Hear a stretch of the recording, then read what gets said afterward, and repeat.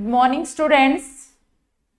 आज का जो हमारा टॉपिक है वो किससे रिलेटेड है? हमारे ब्रेन से, हमारे माइंड से, हमारे नर्वस सिस्टम से, तंत्रिका तंत्र से रिलेटेड जो भी बीमारियां या डिसऑर्डर्स होते हैं वो हम उन सब के बारे में क्या करेंगे? डिस्कस करेंगे। अगर इस नर्वस सिस्टम के अंदर हम बीमारियों से पहले कुछ थोड़ा इससे रिलेटेड कुछ टॉपिक पढ़े कि नर्वस सिस्टम आखिर होता क्या है, ऐसा क्या ऐसी चीजें इसके अंदर होंगी, असामान्य स्थिति इसके अंदर आ जाएगी कि ये प्रॉब्लम क्रिएट करने लग जाएगा, समस्याएं पैदा होने लग जाएंगी। किसके अंदर? नर्वस सिस्टम के अंदर। हमारी बॉडी को जो फ्लूइड की सप्लाई करवाता है वो हमारा कौन है? हार्ट है। बट अगर देखा जाए तो हमारी बॉडी का कंट्रोल मैकेनिज्म है, जिसको बोलते हैं बैलेंस बना के रखना, ये सारा कौन करता है? हमारा होम्योस्टेसिस जिसको आप बोलते हो वो करता है हमारा ब्रेन। हमारा नर्वस सिस्टम बॉडी का वो ऑर्गन है जो हमारी बॉडी के जस्ट सबसे ऊपर वाले पोर्शन पे प्रेजेंट होता है और उसकी ब्रांचेज ऑल ओवर बॉडी के अंदर फैली हुई है, क्योंकि ये हमारी पूरी की पूरी बॉडी का बैलेंस बना के रखता है। अगर आप चल भी रहे हो ना तो जो आपका मूवमेंट होता है नॉर्मल, हाथ पैर जब हिलाते हैं हम आपस में, तो वो भी किसकी? सामान्य स्थिति होनी चाहिए आपके ब्रेन की। अगर मान लो ब्रेन की प्रॉब्लम हो जाए, कोई चोट वोट लग गई हो और कोई एरिया डैमेज हो गया हो, समझ में आ रहा है? किसका? ब्रेन का। उसकी वजह से आपकी बॉडी का कोई भी ऑर्गन जो उस एरिया से रिलेटेड करता था उसके अंदर समस्या आने लग जाती है। मान लो किसी को चोट लग गई है पीछे की तरफ, जिसको आप क्या बोलते हो? Occipital area. Sorry for that, क्या बोलते हो आप लोग उसको? Occipital area. अगर उस ऑक्सीपिटल एरिया के अंदर क्या हो जाए? डैमेज हो जाए। किसके अंदर? अगर ऑक्सीपिटल एरिया के अंदर डैमेज हो गया, जो कहां पे होता है? पीछे की तरफ। अगर यहाँ पे इसमें इंजरी हो गई, इसकी इंजरी होने की वजह से जो हमारे ऑर्गन डिस्टर्ब होगा, जिसमें समस्या पैदा होगी, वो कौन सा होगा? हमारी आंखें। आंखों में दिखाई देना कम हो जाता है, आंखों की रोशनी चली जाती है। ये किसके अंदर चोट लगने की वजह से? ऑक्सीपिटल एरिया में चोट लग जाती है। मान लो आगे की तरफ चोट लग गई हो, किसी ने जोर से डंडा मारा और यहाँ के एरिया में चोट लग गई है और वो डैमेज हो गए। कौन? फ्रंटल एरिया, जो आगे का एरिया होता है ब्रेन का।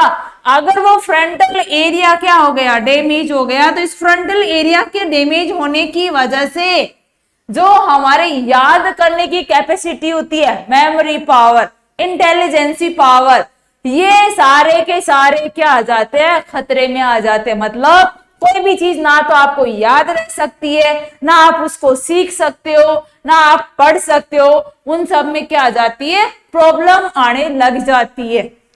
आपका जो मूवमेंट होता है चलने फिरने का, कि आपको यहाँ से पड़ोसी के घर में जाना है, उस पड़ोसी के घर में जाने के लिए भाई पैरों से चल के जाओगे, उड़ के तो जा नहीं सकते हो, तो वहां पे भी क्या आ जाएगी? प्रॉब्लम। आपकी गेट को बोलते हैं चाल, लड़खड़ाने लगती है। जैसे ड्रिंक किए हुए इंसान की चाल लड़खड़ाती है, वैसे सामान्य इंसान की चाल लड़खड़ाने लग जाती है। कब? जब ये फ्रंटल एरिया के अंदर प्रॉब्लम आ जाए तो। Is that clear? तो हमारे जितने भी सेंस ऑर्गन होते हैं या बाकी जितने भी ऑर्गन होते हैं, उन सब में प्रॉब्लम आ सकती है। किसकी वजह से? अगर ब्रेन में कोई प्रॉब्लम हो जाए तो। भाई डिसऑर्डर तो इसी के होंगे, नर्वस सिस्टम के। ये नहीं है कि हम लोग नर्वस सिस्टम में या ब्रेन के अंदर जीआईटी पढ़ेंगे कि पेनक्रियाज खराब हो गया, नहीं रे। पढ़ेंगे तो हम सिर्फ ब्रेन ही, बट यहाँ पे प्रॉब्लम इन्हीं की होगी। बट इनकी प्रॉब्लम की वजह से हमारे बॉडी ऑर्गन और अंगों में क्या क्या परिवर्तन आपको देखने को मिल सकते हैं, वो हम इस डिसऑर्डर्स के अंदर, इस सिस्टम के अंदर डील करेंगे। Is that clear? तो नर्वस सिस्टम वो सिस्टम होता है, अगर उसमें कुछ भी तकलीफ हो गई, कुछ भी प्रॉब्लम आ गई, समस्या पैदा हो गई है, तो वो हमारे बॉडी का कोई भी सिस्टम डिस्टर्ब कर सकती है। Is that clear? कोई भी सिस्टम डिस्टर्ब कर सकती है। आपने नाम सुना पैरालाइसिस? अरे लकवा पड़ जाता है, ये तो नाम सुना ही होगा। वो लकवा क्यों पड़ता है? इसी प्रॉब्लम की वजह से। समझ में आ रहा है? पैरालाइसिस क्यों होता है? जीआईटी की वजह से नहीं, रेस्पिरेटरी सिस्टम की वजह से नहीं, किसकी वजह से? ब्रेन की वजह से। अगर सेंट्रल नर्वस सिस्टम में प्रॉब्लम हो जाए, उनके न्यूरॉन्स में प्रॉब्लम हो जाए, न्यूरॉन्स जो क्या है? तंत्रिका तंत्र की संरचनात्मक और क्रियात्मक इकाई होती है ये न्यूरॉन्स, जो नंबर में बिलियंस के अंदर होते हैं। अगर ये न्यूरॉन्स में खराबी हो गई तो ये क्या कर देते हैं? पैरालाइसिस करवा देते हैं, चाहे वो पूरी बॉडी का करवाए, चाहे आपके एक फेस का करवाए, चाहे आपके एक हाथ का करवाए, चाहे आपकी आधी बॉडी का करवाए। ये क्या होता है? पैरालाइसिस। Is that clear? समझ में आया?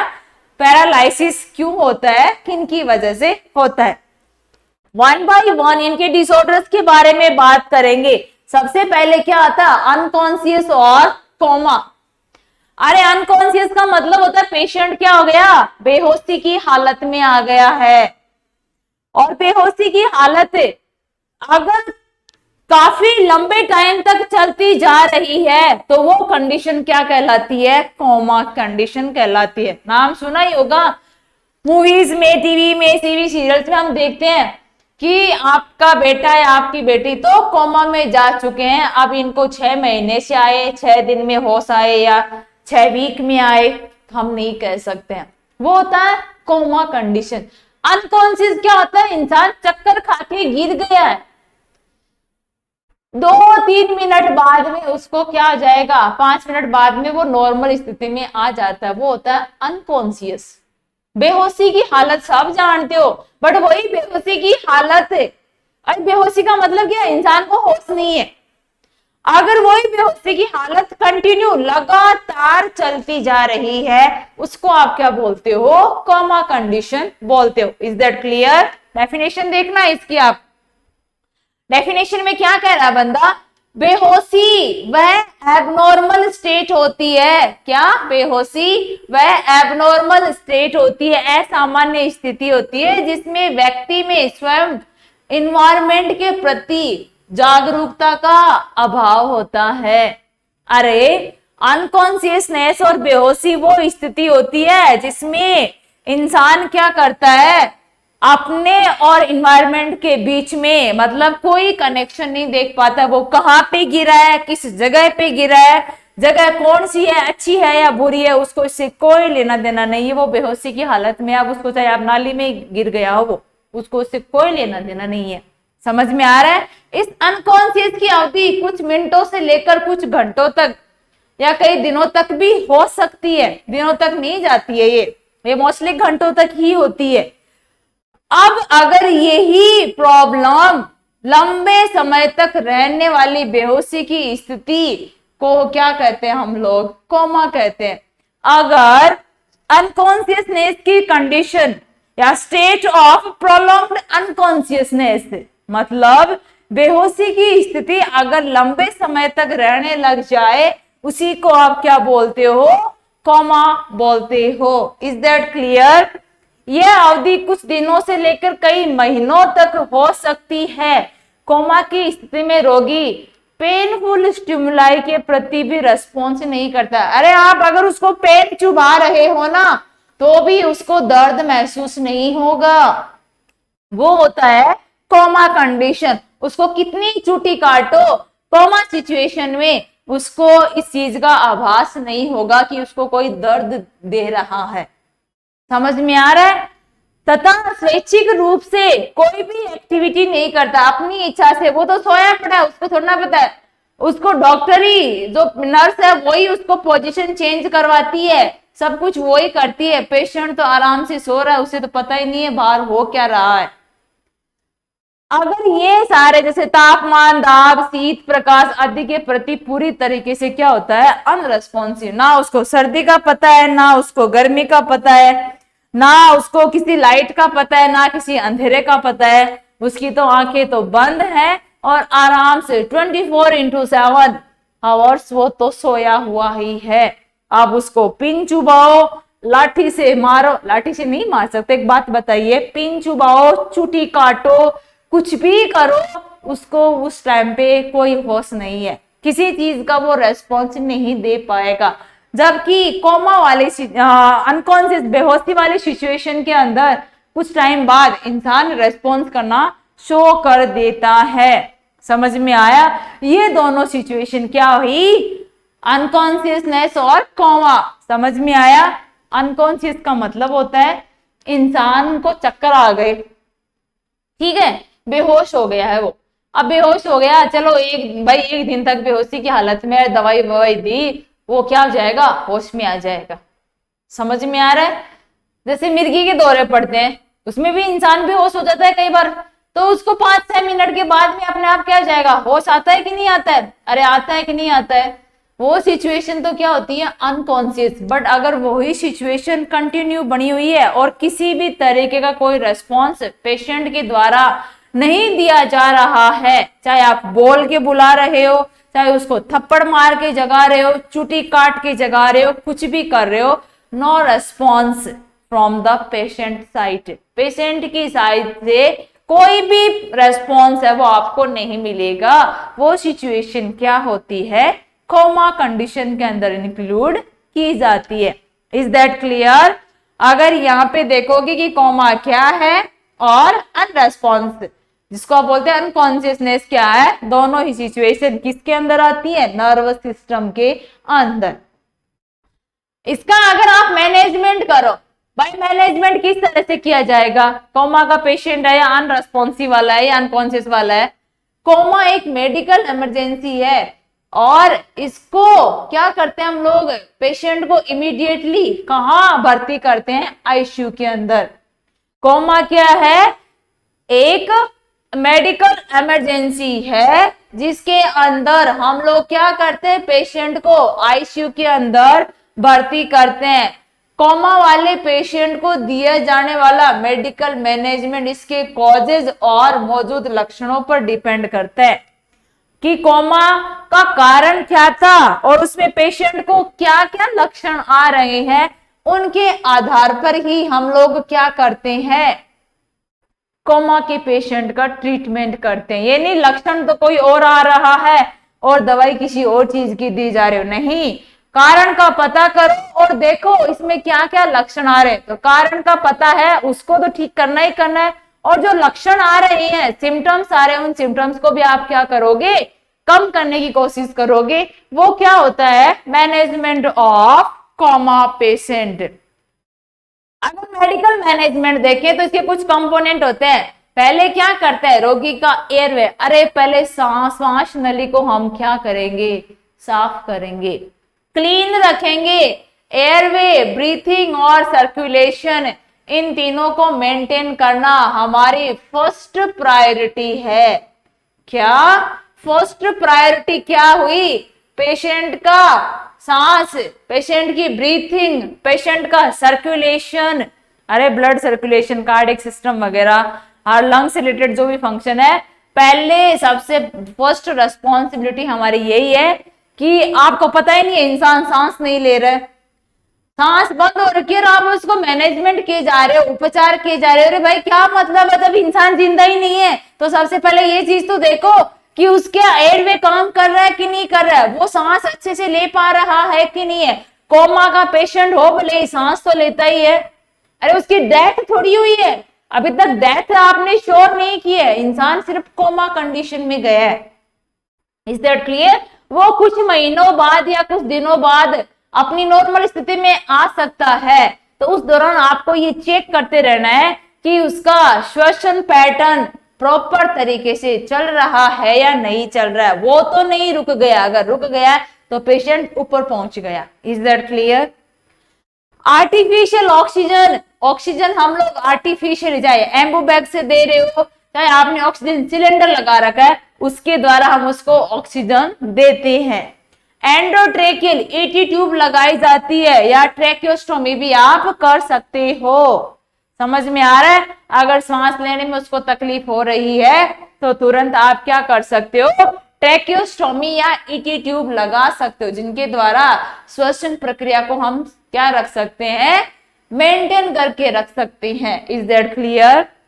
ट्रेकियोब्रोंकियल सक्शनिंग, अगर उसमें सिक्रीशंस भर गए, अरे क्या श्वास नली के अंदर अगर कोई फ्लूइड भर गया है तो उस फ्लूइड को हम सक्शनिंग के द्वारा क्या कर सकते हैं, बाहर निकाल सकते हैं। पता कैसे चलेगा भाई इसमें फ्लूइड भर गया है? सांस लेगा ना पेशेंट, तो उस सांस के दौरान जो आपने सिलेंडर विलेंडर लगा रखे हैं और उधर वेंटिलेटर लगा रखा है, मशीन लगा रखी है, उनमें आवाजें सुनाई देंगी। समझ में आ रहा है? अजीब तरीके की जैसे फटा हुआ साउंड आता है ना, उसके जैसी साउंड सुनाई देगी, तो उसको पता चल जाएगा कि इसके ट्रेकिया में क्या भर गया है, फ्लूइड भर गया। अब इसको सक्शनिंग के द्वारा बाहर निकालना उस फ्लूइड को। समझ में आया? एटी ट्यूब लगी रहती है या ट्रेकियोस्टोमी लगी रहती है, वहां से फ्लूइड को बाहर निकालना ताकि ट्रेकिया वापस क्या हो जाए, खाली हो जाए। समझ में आया? और वो सांस ले पाए। यदि रोगी का आईसीपी, आईसीपी का मतलब होता है यहाँ पे हमारे सिर में और हमारे स्पाइनल कॉर्ड के चारों तरफ क्या पाया जाता है, एक द्रव पाया जाता है, इंट्राक्रेनियल फ्लूइड। समझ में आ रहा है? सेरेब्रोस्पाइनल फ्लूइड जिसको बोलते हैं सीएसएफ। ये सीएसएफ हमारे ब्रेन, ये क्या है, ये ब्रेन है और ये क्या है, हमारी स्पाइनल कॉर्ड। इन दोनों के लेयर में, परत में क्या पाया जाता है, सेरेब्रोस्पाइनल फ्लूइड। अगर ये हद से ज्यादा हो जाए, समझ में आ रहा है, इसका क्या हो, सिक्रीशन ज्यादा बढ़ जाए या एब्जॉर्प्शन कम हो पाए, तो लेवल तो बढ़ा हुआ ही रहेगा। अगर ये सामान्य से ज्यादा बढ़ने लग गया, उसी को आप बोलते हो क्या बढ़ गया, हमारे सिर का, हमारे दिमाग का क्या बढ़ गया है, प्रेशर बढ़ गया है। इसको बोलते हैं इंट्राक्रेनियल प्रेशर का बढ़ जाना। किसकी वजह से हुआ, सेरेब्रोस्पाइनल। आपको पता है हमारी बॉडी में जगह जगह द्रव पड़ा रहता है, अरे जहां ज्यादा द्रव होगा वही कंडीशन उसी सिस्टम की कॉज करेगा। तो अगर यहाँ पे ब्रेन में ये द्रव ज्यादा भर गया तो ये क्या करेगा, प्रेशर बढ़ा देगा। क्रेनियम का बोलते हैं हमारा ब्रेन ही है, उसी का क्या कर देगा, ये प्रेशर बढ़ा देगा। तो इस प्रेशर को कम करने के लिए हम क्या करते हैं, कुछ दवाइयां देते हैं। कौन सी, डाययूरेटिक। पहली है ऑस्मोटिक डाययूरेटिक, जिसमें बोलते हैं मैनिटोल। ये वो डाययूरेटिक है जो क्या करती है, जो कलेक्ट किया हुआ द्रव है उसको पसीने के रूप में बाहर निकालेगी। एक्सेसिव अमाउंट में पसीना निकलेगा तो ये द्रव धीरे धीरे क्या होगा, फ्लूइड कम होने लग जाएगा। एग्जाम्पल क्या है, mannitol. Mannitol is the drug of choice for increase intracranial pressure. जब हमारे ब्रेन का प्रेशर, दाब बढ़ा हुआ हो और उसको कम करने के लिए सबसे बेस्ट अगर दवाई पूछी जाए तो कौन सी होती है, मैनिटोल। किसका एग्जाम्पल है, डाययूरेटिक का। कौन सी डाययूरेटिक, ऑस्मोटिक। ऑस्मोटिक का मतलब होता है ये पसीना ज्यादा निकालेगी। Is that clear? Next one है कॉर्टिकोस्टेरॉइड देते हैं, जिसमें कौन सी आती है, डेक्सामेथासोन। यदि रोगी को सीजर आ रहे, अरे मिर्गी के अगर दौरे आ रहे हैं, अटैक आ रहे हैं मिर्गी के, उस दौरान एंटी कन्वर्जेंट दवाई दी जाती है, जिसमें पहली कौन सी है, फेनिटोइन, और सेकंड वन क्या है, फिनोबार्बिटॉल। ये दो ऐसी दवाइयां हैं जो मिर्गी की दौरों को कम करने का काम करती है। उनको ठीक करने के लिए जो मेडिसिन यूज की जाएगी यहाँ पे, वो कौन सी मेडिसिन है, एंटी कन्वर्जेंट ड्रग्स, फेनिटोइन और फिनोबार्बिटॉल। Is that clear? ये चीज आपको समझ में आई कि कौन सी दवाइयों के द्वारा हम लोग क्या कर सकते हैं, इमरजेंसी सिचुएशन है, कोमा, उसको ठीक कर सकते हैं। ये उनका चलता ही रहेगा, श्योर नहीं है। कोमा वाला पेशेंट कभी भी जाग सकता है, ये तो डॉक्टर भी नहीं बता सकता है कि भाई आज कोमा में गया है, कल आपका बेटा होश में आ जाएगा। नहीं, उनको भी नहीं पता है, वो काम कर रहे हैं, अपना दवाई दे रहे, जब भगवान की मर्जी होगी अपने आप वो होश में आ जाएगा। Is that clear? डॉक्टर अपना काम कर रहे हैं कि पेशेंट जल्दी से जल्दी कोमा कंडीशन से बाहर आए, बट वो ये नहीं कह सकते हैं कि 24 घंटे में या 2 दिन में आपका बेटा इस सिचुएशन से बाहर निकल सकता है, नहीं। समझ में है? ब्रेन की प्रॉब्लम है, जब इसका मन करेगा ना तभी ये ठीक हो पाएगी। Is that clear? समझ में है आप लोगों को? ये सारा मैनेजमेंट किसका होता है? किसका होता है ये मैनेजमेंट? कोमा पेशेंट का। समझ में आया? नेक्स्ट अगर यहां हम बात करेंगे, अगर इंट्राक्रेनियल प्रेशर जो बढ़ा हुआ था, उस बढ़े हुए के अंदर जो हमने कोमा कंडीशन पढ़ ली, अनकॉन्शियसनेस पढ़ लिया, यहाँ पे जो दूसरी बीमारी है वो क्या है? Increased ICP. बताया था ना मैंने, अगर सीएसएफ बढ़ा हुआ है, क्या सीएसएफ बढ़ा हुआ है, तो ये कंडीशन क्या करेगा? आईसीपी बढ़ा हुआ इंट्राक्रेनियल दाब हमारे ब्रेन के अंदर प्रेशर इंक्रीज कर देता है। कौन? अगर सीएसएफ ज्यादा बढ़ा हुआ है तो। जब CSF pressure 20 mm of Hg से ज्यादा हो जाए, समझ में आया? अगर सीएसएफ का प्रेशर नॉर्मल होता है 8 से लेके 15 mm ऑफ एचजी, अब यहाँ पे बंदे ने दे दिया 20। अगर 20 mm ऑफ एचजी से ज्यादा सीएसएफ हो जाता है तो यही स्थिति क्या कहलाती है? Increased ICP. क्या कहलाती है? Increased ICP. इसके कुछ कारण हो सकते हैं। ऐसी कौन सी सिचुएशन होती है जिनके द्वारा आईसीपी बढ़ जाता है? पहला है हेड इंजरी। अरे मान लो बाइक पे जा रहे थे और चलते चलते किसी चीज से टकरा गए और आपने हेलमेट सेफ्टी नहीं लगा रखी थी, और हेलमेट नहीं होने की वजह से आपके सिर में क्या आ गई? चोट आ गई, तो भी क्या होगा? सीएसएफ का लेवल बढ़ेगा। ब्रेन ट्यूमर, अरे दिमाग ब्रेन में क्या होगी? कैंसर हो गया है, समझ में आ रहा है? ब्रेन ट्यूमर हो गया है तो भी क्या होगा? सीएसएफ बढ़ेगा। Is that clear? किस किस की वजह से? अगर आपको चोट लग गई है सिर में, आपको ट्यूमर हो गई है सिर में, अगर हेमरेज हो गया है, भाई जो आर्टरी सप्लाई कर रही थी वो आर्टरी बीच से क्या हो गई? टूट गई, रप्चर हो गई, लीक हो गई। अब अगर वहां से फ्लूइड इकट्ठा होने लग जाता है, वो सिचुएशन क्या कहलाती है?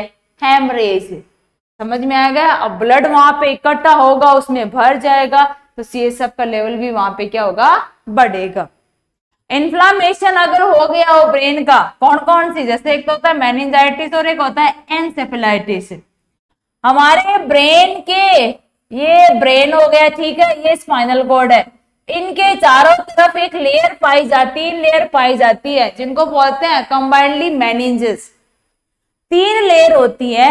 अगर उन लेयर के अंदर संक्रमण हो गया हो तो उसको आप बोलते हो मेनिंजाइटिस, और एनसेफेलाइटिस बोलते हो ब्रेन के चारों तरफ, इन लेयर के चारों तरफ भी एक कवरिंग होती है, उस कवरिंग में, उनके कैप्सूल्स में अगर संक्रमण हो जाए तो उसी को क्या बोलते हो आप? एनसेफेलाइटिस। 2 हो गए। ब्रेन के अंदर उनकी परत में, उनकी मेम्ब्रेन में अगर इन्फ्लामेशन है, संक्रमण है, ब्रेन के चारों तरफ पाई जाने वाली कवरिंग, उनमें कोई संक्रमण है, तो दोनों ही सिचुएशन में क्या है? इन्फ्लामेशन हुआ। इन्फ्लामेशन में मैंने आपको बता दिया कि क्या होता है? फ्लूइड ज्यादा इकट्ठा होता है। अब इकट्ठा ज्यादा होगा तो फ्लूइड इकट्ठा होने की वजह से सीएसएफ बढ़ेगा, सीएसएफ बढ़ेगा तो क्या होगा? आईसीपी बढ़ेगा। समझ में आ रहा है? सेरेब्रल ब्लड फ्लो का बढ़ जाना, अरे जो सीएसएफ होता है जो वहां से निकल रही है, अगर वहां से ब्लड फ्लो ज्यादा जा रहा है, मान लो किसी इंसान को हाइपरटेंशन हो गया, रक्त दाब बढ़ा हुआ है, तो वो भी क्या करेगा? ब्लड ज्यादा पहुंचाएगा। ब्लड जितना ज्यादा जाएगा सीएसएफ उतना ही ज्यादा बढ़ेगा। सेरेब्रल वीनस फ्लो बाधित हो जाना, जाने वाला तो बहुत जा रहा है ब्लड वापस नहीं आ रहा है, तो भी क्या होगी? अरे यहां से जितना गया उतना वापस भी तो आना चाहिए। अब यहां से जा तो फुल अमाउंट में रहा है बट आ कम अमाउंट में रहा है, तो ज्यादा तो हुआ कि नहीं हुआ? तो सेरेब्रल ब्लड फ्लो का बढ़ जाना और सेरेब्रल वीनस फ्लो का बाधित हो जाना, दोनों ही सिचुएशन क्या करेगी? सीएसएफ को इंक्रीज करेगी। हाइड्रोसिफेलस, ब्रेन में क्या हो गया? पानी कलेक्ट हो गया, पानी भर गया है, और अगर ब्रेन में इडिमा या सूजन आ गई है, ये सारे कुछ कारण होते हैं जिनकी वजह से क्या होगा, CSF का लेवल बढ़ेगा। CSF का लेवल बढ़ेगा, कंडीशन क्या करेगा, दाब बढ़ाएगा, किसका, इंट्राक्रेनियल का। अब अगर हमारे ब्रेन के चारों तरफ दाब बढ़ेगा तो सिचुएशन क्या होती है, इंक्रीज्ड ICP। समझ में आ रहा है? जब ये लेवल बढ़ता है तो सबसे पहले लक्षण आता है वॉमिटिंग का। समझ में आया? इंसान को जब ब्रेन के अंदर प्रेशर बढ़ेगा, जैसे जैसे प्रेशर बढ़ेगा इंट्राक्रेनियल कैविटी के अंदर प्रेशर बढ़ेगा, उसका सर घूमेगा, चकराएगा, इतना भयंकर हेडेक, और हेडेक के साथ में इतना फोर्सफुली वॉमिटिंग, जैसे बंदूक से गोली निकलती है उतना फोर्स के साथ में वॉमिटिंग होती है। किसमें, इंट्राक्रेनियल प्रेशर में। चकराएगा और सर दर्द होगा, इतना सीवियर सर दर्द, और उस सर दर्द के साथ ही साथ फोर्सफुली वॉमिटिंग होगी, जिसको बोलते हैं प्रोजेक्टाइल वॉमिटिंग। ऐसे लग रहा है कि बंदूक से गोली निकल के जा रही है, इतना फोर्सफुली। यहाँ पे खड़ा बंदा उल्टी कर रहा है, सामने वाले बंदे के मुंह पे डालेगा सीधी उल्टी, इतना फोर्स के साथ में, प्रेशर के साथ में उसको क्या होगा, वॉमिटिंग होगी। ये किसके अंदर होता है, इंक्रीज्ड ICP के अंदर। Is that clear? अगर इसके क्लिनिकल लक्षण की बात करें, क्या होगा, लेवल ऑफ कॉन्शियसनेस क्या होगा, बाधित होगा। समझ में आ रहा है? लेवल ऑफ कॉन्शियसनेस वो क्या होगा, बाधित होगा। एनवायरनमेंट में क्या है, कौन पर्सन है, क्या है, कंफ्यूज्ड रहेगा बंदा। सीधी सी बात है, बंदा क्या रहेगा, कंफ्यूज्ड रहेगा। हेडेक होगा, रेस्टलेसनेस, एकदम से आलसीपन, थका हुआ सा उसको महसूस होगा। इरिटेबिलिटी, चिड़चिड़ापन रहेगा। नोजिया, वॉमिटिंग, विजन डिस्टरबेंस रहेगा, क्योंकि जैसे जैसे ये पूरा एरिया है भाई, यहाँ पे अगर जैसे जैसे फ्लूइड बढ़ेगा, ऑक्सीपिटल एरिया पे भी तो प्रेशर बढ़ेगा, वो भी तो ब्रेन का ही हिस्सा है, तो क्या होगा, विजन डिस्टरबेंस, या तो धुंधला दिखाई देगा या डबल दिखाई देगा। ब्लर्ड विजन का मतलब होता है धुंधला दिखाई देना। क्या, धुंधला दिखाई देना, धुंधला दिखाई देना। और डिप्लोपिया का मतलब होता है डबल दिखाई देना। एक चीज दो दिखाई देती है, सामने पापा जी एक ही है बट ऐसे दिखेगा दो जने खड़े हैं। समझ में आ रहा है? उसको बोलते हैं डिप्लोपिया, डबल दिखाई देना। ये किसके सिम्टम्स हैं, किसके लक्षण होते हैं? ये इंक्रीज्ड ICP के। कंफ्यूज्ड रहेगा बंदा, हेडेक होगा, रेस्टलेसनेस होगी, अरे ऐसे बोलते हैं ना, थका हुआ, एनी टाइम थका हुआ रहेगा। इरिटेबिलिटी, चिड़चिड़ापन रहेगा। समझ में आया? क्या रहेगा, चिड़चिड़ा रहेगा इंसान। नोजिया, वॉमिटिंग, विजन डिस्टरबेंस हो जाएगा, मतलब देखने में प्रॉब्लम होगी, या तो धुंधला दिखाई देगा या डबल दिखाई देगा। बुखार रहेगी, पिपिलरी, आंखों के अंदर क्या हो जाएगा, सूजन आ जाएगी। और कुसिंग ट्रायड, कुसिंग ट्रायड का मतलब होता है 3 तरीके के सिम्टम्स। ट्रायड का मतलब ये होता है त्रिभुज, ठीक है। ये ट्रायड 3 सिम्टम्स है वो इसके अंदर ICP में देखने को मिलते हैं। पहला कौन सा, BP का बढ़ा हुआ, पल्स प्रेशर ज्यादा मिलना, और हार्ट रेट का कम मिलना। किसका, रक्त दाब का बढ़ा हुआ मिलना, पल्स प्रेशर का कम मिलना, सॉरी ज्यादा मिलना, और हार्ट रेट का क्या मिलना, कम मिलना। अब अच्छा, ये तो समझ में आ गया, रक्तदाब बढ़ा हुआ है, सिस्टोलिक जो ऊपर वाला होता है 120 की बजाय 180 भी मिल सकता है। वाइडेंड पल्स प्रेशर, यहाँ पल्स प्रेशर का मीन्स क्या होता है, देखो सीधी सी अगर भाषा में बताओ, पल्स प्रेशर क्या होता है, डायस्टोलिक BP और सिस्टोलिक BP। समझ में आ रहा है? उन दोनों के बीच का जो अंतर होता है उसी को आप बोलते हो पल्स प्रेशर। समझ में आया? मान लो सिस्टोलिक BP कितनी है, 200, और ये कितना है, 90 है। दोनों का अंतर मोस्टली नॉर्मल कितना है, पल्स प्रेशर 40 mm/Hg होता है। अब यहाँ देखो कितना हो गया, 110 का अंतर आ रहा है, इसको बोलते हैं वाइडेंड पल्स प्रेशर। समझ में आया?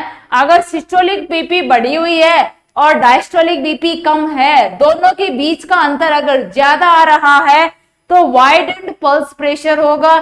कम आ रहा है तो नैरो पल्स प्रेशर होगा, और अगर 40 आ रहा है तो normal pulse pressure. Is that clear? 40 आता है कि नहीं आता है? 120, 80 दोनों के बीच में कितना अंतर? 40 का ही तो है। ये नॉर्मल पल्स प्रेशर है। बट अगर ये ज्यादा हो गया, 40 से ज्यादा आ रहा है तो वाइडेंड पल्स प्रेशर, अगर 40 से कम आ रहा है तो narrow pulse pressure. Is that clear? ये कुसिंग ट्रायड मतलब 3 सिम्टम्स बनते हैं। लेट साइन है किसका? आईसीपी का। इंक्रीज आईसीपी का ये लेट है, मतलब बहुत देर बाद में सिम्टम्स है, ये तो जल्दी आने वाले हैं, अर्ली सिम्टम्स होते हैं। कौन से हैं ये? अर्ली, तुरंत आने वाले। और जो लेट जाके सिम्टम्स आएंगे वो क्या आएगा? ब्लड प्रेशर बढ़ावा रहेगा, पल्स प्रेशर ज्यादा मिलेगी, और हार्ट रेट क्या मिलेगी? कम मिलेगी। कितनी? कम मिलेगी, 60 से कम हार्ट रेट मिलेगी। ये 3 सिम्टम्स है इसके, लेट साइन है। समझ में आया? किसके होते हैं? आईसीपी के। ये तो जल्दी आएंगे, अर्ली सिम्टम्स हैं, और ये क्या है? लेट सिम्टम्स आपको देखने को मिलेंगे। अगर यहाँ इसके मैनेजमेंट की बात करें, ऑलरेडी हमने उसमें पढ़ा है स्टार्टिंग में अनकॉन्शियसनेस में। अगर आईसीपी का मैनेजमेंट पढ़े, उसका उपचार पढ़ेंगे, इस उपचार के अंदर आपको पता है हम लोग डायरेटिक यूज करते हैं। और कौन सी डायरेटिक? जो पसीने की मात्रा को ज्यादा बढ़ाएगी। कौन सी है? Osmotic diuretic. एग्जाम्पल क्या है? मैनिटॉल। क्या है ये? Drug of choice. क्या है? Drug of choice. मैनिट्रोल किसकी? इंक्रीज्ड आईसीपी की। नेक्स्ट वन है कॉर्टिकोस्टेरॉइड, बता दिया था डेक्सामेथासोन। एंटीबायोटिक, अगर इन्फ्लामेशन वगैरह हो रखा है तो हम क्या देंगे? एंटीबायोटिक देंगे। अगर हाइपरटेंशन, क्या बीपी बढ़ी हुई है, इंक्रीज बीपी, तो उसको कम करने के लिए दवाई देंगे, निकार्डिपिन और निफेडिपिन। समझ में आ रहा है? निफेडिपिन और निकार्डिपिन ये 2 ड्रग है जो हाइपरटेंशन अगर हो रखा है तो उसको कम करने के लिए देते हैं। एंटी कन्वल्जेंट, अगर उसको सीजर्स वगैरह आ रहे हैं तो फेनिटोइन और फिनोबार्बिटॉल देंगे। बुखार हो रखी है तो पीसीएम यहाँ पे दी जाएगी और आईवी लाइन स्टार्ट की जाएगी। Is that clear? ये हमने क्या कर दिया, इसका मैनेजमेंट तो करना ही करना है। बाकी जो अदर लक्षण आ रहे हैं, जैसे वॉमिटिंग हो रही है, उसको समझ में आ रहा है, चक्कर आ रहे हैं, आलसीपन उसको महसूस हो रहा है, थका हुआ सा लग रहा है, वो कुसिंग ट्रायड वगैरह में कुछ और चीजें आ रखी है, और कुछ अर्ली सिम्टम्स है, तो हेडेक वगैरह है, तो उन लक्षणों के आधार पे बढ़े हुए आईसीपी के जो भी अंडरलाइन कॉजेज है और लक्षण है, उनका ट्रीटमेंट, उसको आइडेंटिफाई करो, फिर उसका ट्रीटमेंट करो। अरे ये तो देना ही देना है। बाकी दूसरा क्या करेंगे कि किस कारण से आईसीपी बढ़ा हुआ, ये तो सिर्फ आईसीपी को कम करने के लिए और इन्फ्लेमेशन की वजह से कर रहे हैं। बाकी आगे देखेंगे कि किसकी वजह से आईसीपी बढ़ा है, कारण क्या है एक्चुअल में, उस कारण का पता करो और फिर उसके आधार पे हम उसका नेक्स्ट मैनेजमेंट स्टार्ट करेंगे। तो ये क्या होता है, बढ़े हुए आईसीपी के कारण का पता करके उसका ट्रीटमेंट करना। ये सारा क्या हो गया, आईसीपी को मैनेज किया जाता है। किनके द्वारा? इन सारी मेडिसिन के थ्रू। नर्वस सिस्टम के अंदर हमने 2 चीजें पढ़ी, पहली क्या थी, अनकॉन्शियसनेस और coma.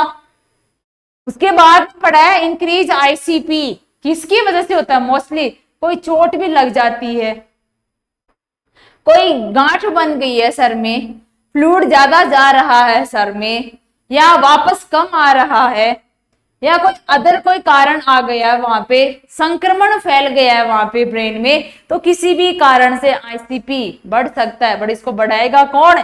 CSF, cerebrospinal fluid. Is that clear?